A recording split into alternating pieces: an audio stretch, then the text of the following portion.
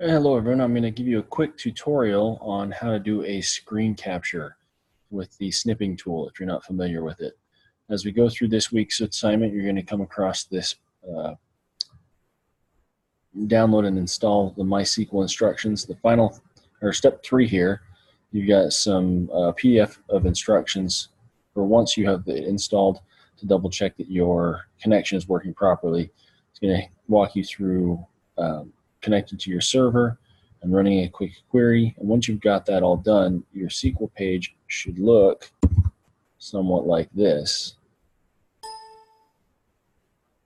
You're going to type in this, I am connected to the local server, execute it, and it's going to give you this little window. And once you get that done, your final step of instructions here, not final, but 5th step of instruction, take a screenshot of this screen to return to your instructor.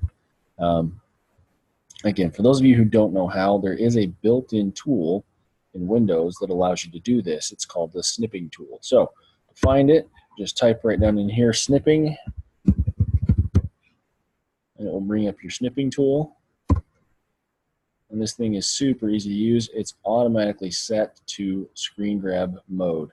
So all you need to do now is drag and cover the area that you want to show, and it will automatically copy that to a clipboard that you can either save as a JPEG or paste into a Word document or a Paint document and save it and manipulate it from there. Again, a super useful tool to use.